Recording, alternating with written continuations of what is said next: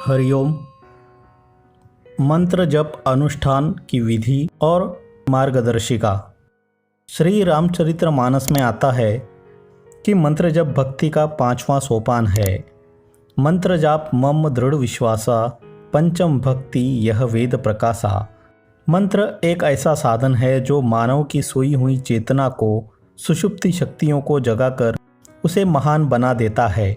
जिस प्रकार टेलीफोन के डायल में 10 नंबर होते हैं, यदि हमारे पास कोड व फ़ोन नंबर सही हो तो डायल के सही 10 नंबरों को ठीक से घुमाकर हम दुनिया के किसी कोने में स्थित इच्छित व्यक्ति से तुरंत बात कर सकते हैं। वैसे ही गुरु प्रदत्त मंत्र को गुरु के निर्देशानुसार जप करके, अनुष्ठान करके हम विश्वेश्वर से भी बात कर सकते हैं। मंत्र जपने की विधि, मंत्र के अक्षर, मंत्र का अर्थ, मंत्र अनुष्ठान की विधि जानकर तदनुसार जप करने से साधक की योग्यताएं विकसित होती है। वह महेश्वर से मुलाकात करने की योग्यता भी विकसित कर लेता है।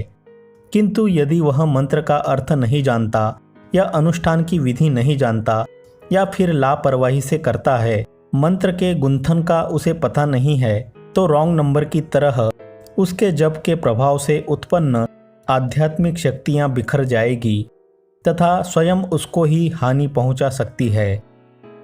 जैसे प्राचीन काल में इंद्र को मारने वाला पुत्र पैदा हो, इस संकल्प की सिद्धि के लिए दैत्यों द्वारा यज्ञ किया गया, लेकिन मंत्रोच्चारण करते समय संस्कृत में ह्रस्व और दीर्घ की गलती से इंद्र से मारने वाला पुत्र पैदा हो ऐसा बोल दिया गया, तो वृत्तासुर पैदा हुआ जो इंद्र को नहीं मार पाया, वरन इंद्र के हाथों मारा गया।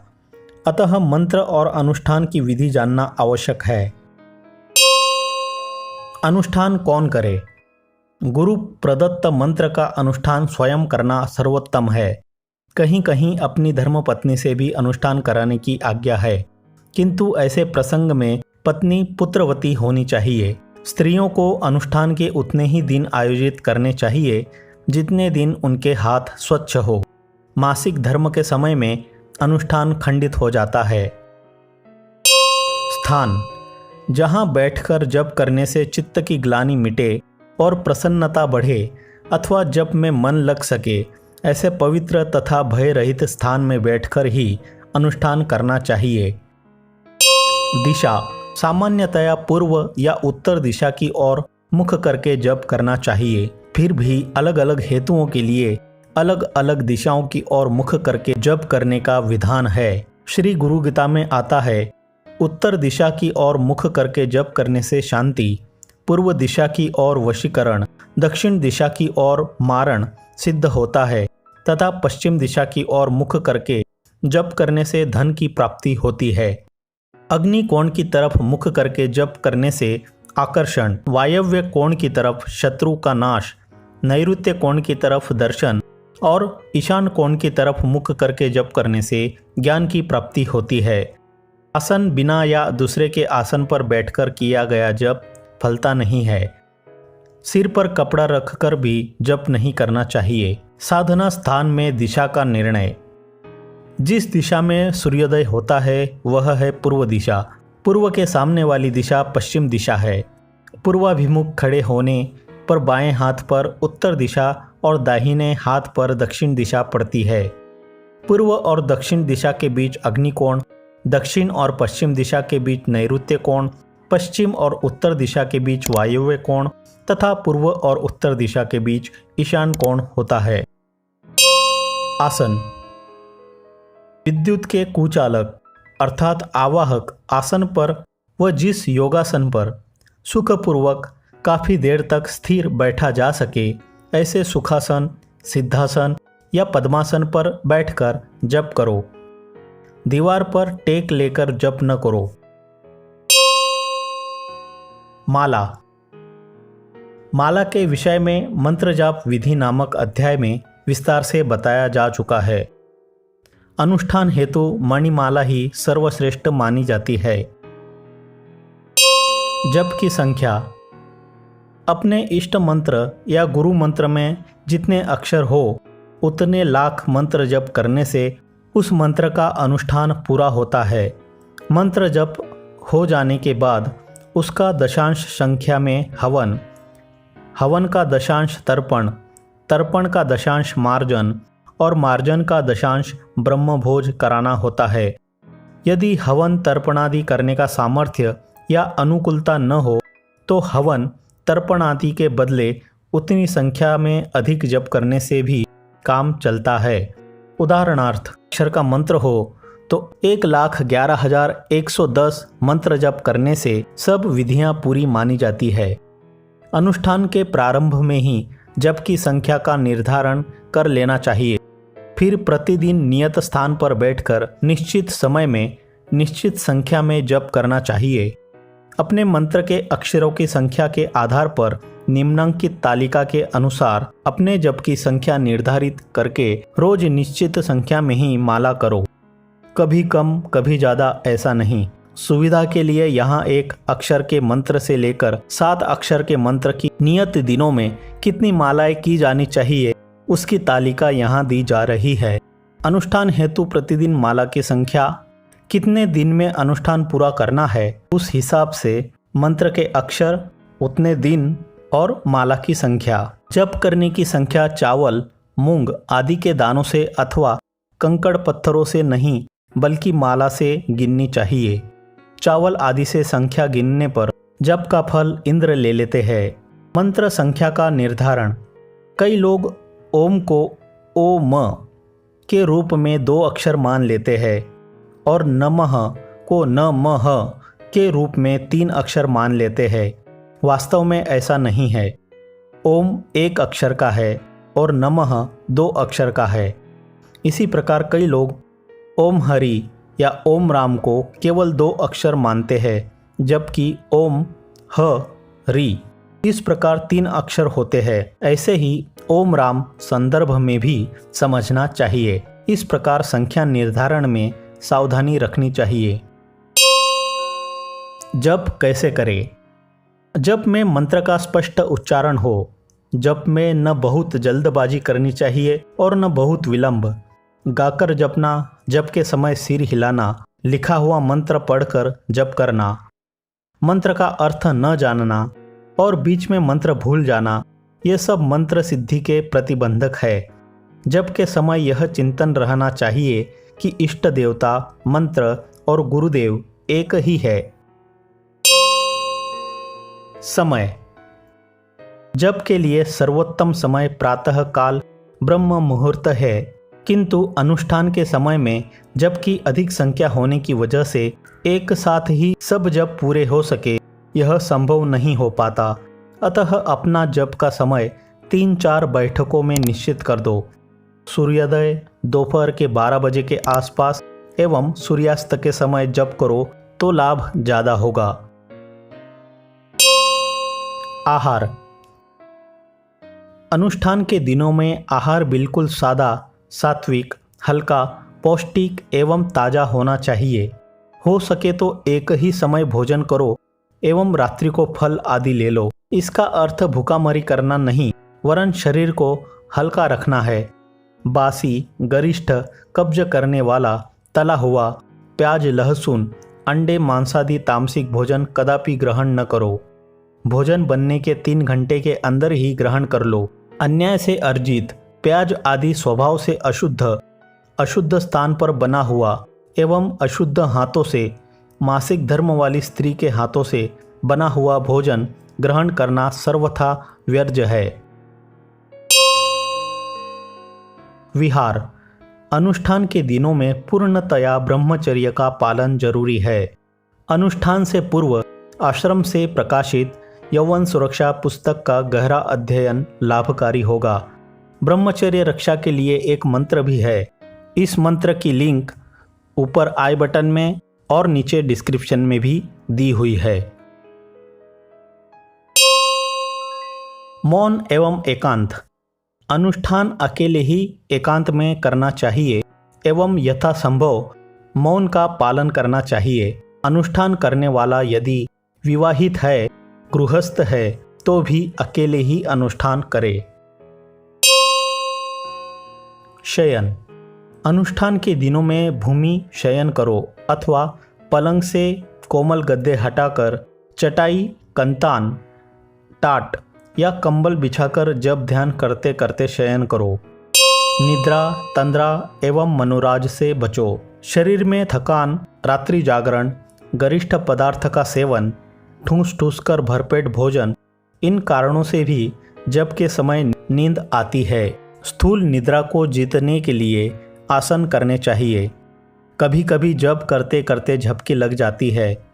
ऐसे में माला तो यंत्रवत चलती रहती है, लेकिन कितनी मालाएं घूमी इसका कोई ख्याल नहीं रहता। यह सूक्ष्म निद्रा अर्थात तंद्रा है। इसको जीतने के लिए प्राणायाम करने चाहिए। कभी कभी ऐसा भी होता है कि हाथ में माला घूमती है, जिह्वा मंत्र रटती है, किंतु मन कुछ अन्य बातें सोचने लगता है। यह है मनोराज। इसको जीतने के लिए ओम का दीर्घ स्वर में जप करना चाहिए। स्वच्छता और पवित्रता। स्नान के पश्चात मैले बासी वस्त्र नहीं पहनने चाहिए। शौच के समय पहने गए वस्त्रों को स्नान के पश्चात कदापि नहीं पहनना चाहिए। वे वस्त्र उसी समय स्नान के साथ धो लेना चाहिए, फिर भले बिना साबुन के ही पानी में साफ कर लो। लघु शंका करते वक्त साथ में पानी होना जरूरी है। लघु शंका करने के बाद इंद्रिय पर ठंडा पानी डालकर धो लो। हाथ पैर धोकर कुल्ले भी कर लो। लघु शंका करके तुरंत पानी न पियो। पानी पीकर तुरंत लघु शंका न करो।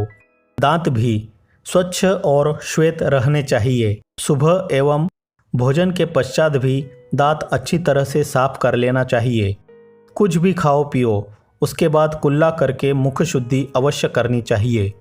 जप करने के लिए हाथ पैर धोकर आसन पर बैठकर शुद्धि की भावना के साथ जल के 3 आचमन ले लो। जप के अंत में भी 3 आचमन करो।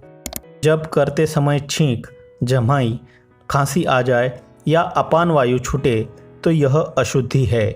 इस समय की माला नियत संख्या में नहीं गिननी चाहिए। आचमन करके शुद्ध होने के बाद वह माला फिर से करनी चाहिए। आचमन के बदले ओम संपुट के साथ गुरु मंत्र 7 बार दोहरा दिया जाए तो भी शुद्धि हो जाएगी। जैसे मंत्र है नमः शिवाय, तो 7 बार ओम नमः शिवाय ओम दोहराने से पड़ा हुआ विघ्न निवृत्त हो जाएगा। जप के समय यदि मल मूत्र की हाजत हो जाए तो उसे दबाना नहीं चाहिए। ऐसे स्थिति में जप करना छोड़कर कुदरती हाजत निपटा लेनी चाहिए। शौच गए हो तो स्नानादि से शुद्ध होकर स्वच्छ वस्त्र पहनकर फिर जप करो। यदि लघु शंका करने गए हों तो केवल हाथ पैर मुंह धोकर कुल्ला करके शुद्ध पवित्र हो जाओ। फिर से जप का प्रारंभ करके बाकी रही हुई जप संख्या पूर्ण करो। चित्त के विक्षेप का निवारण करो। अनुष्ठान के दिनों में शरीर वस्त्र आदि को शुद्ध रखने के साथ साथ चित्त को भी प्रसन्न, शांत और निर्मल रखना आवश्यक है। रास्ते में यदि मल, विष्ठा, थूक, बलगम अथवा कोई मरा हुआ प्राणी आदि गंदी चीज के दर्शन हो जाए तो तुरंत सूर्य, चंद्र अथवा अग्नि का दर्शन कर लो। संत महात्मा का दर्शन स्मरण कर लो। भगवान नाम का उच्चारण कर लो ताकि चित्त के क्षोभ का निवारण हो जाए। नेत्रों की स्थिति। आंखें फाड़ फाड़ कर देखने से आंखों के गोलकों की शक्ति क्षीण होती है। आंखें बंद करके जप करने से मनोराज की संभावना होती है। अतः मंत्र जप एवं ध्यान के समय अर्धोन्मिलित नेत्र होने चाहिए। इससे ऊपर की शक्ति नीचे की शक्ति से एवं नीचे की शक्ति ऊपर की शक्ति से मिल जाएगी। इस प्रकार विद्युत का वर्तुल पूर्ण हो जाएगा और शक्ति क्षीण नहीं होगी। मंत्र में दृढ़ विश्वास। मंत्र जप में दृढ़ विश्वास होना चाहिए। विश्वासो फलदायकः।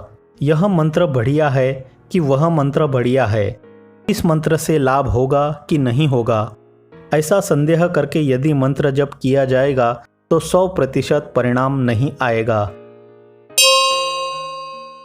एकाग्रता। जप के समय एकाग्रता का होना अत्यंत आवश्यक है। एकाग्रता के कई उपाय हैं। भगवान, इष्ट देव अथवा सद्गुरु देव के फोटो की ओर एकटक देखो। चंद्र अथवा ध्रुव तारे की ओर एकटक देखो। स्वस्तिक या ओम पर दृष्टि स्थिर करो। ये सब त्राटक कहलाते हैं। एकाग्रता में त्राटक का प्रयोग बड़ी मदद करता है। नीच कर्मों का त्याग। अनुष्ठान के दिनों में समस्त नीच कर्मों का त्याग कर देना चाहिए। निंदा, हिंसा, झूठ कपट, क्रोध करने वाला मानव जप का पूरा लाभ नहीं उठा सकता। इंद्रियों को उत्तेजित करने वाले नाटक, सिनेमा, नृत्य, गान आदि दृश्यों का अवलोकन एवं अश्लील साहित्य का पठन नहीं करना चाहिए। आलस्य नहीं करना चाहिए। दिन में नहीं सोना चाहिए।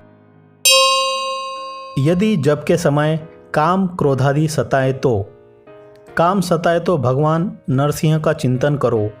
मोह के समय कौरवों को याद करो। लोभ के समय दान पुण्य करो। सोचो कि कौरवों का कितना लंबा चौड़ा परिवार था, किंतु आखिर क्या।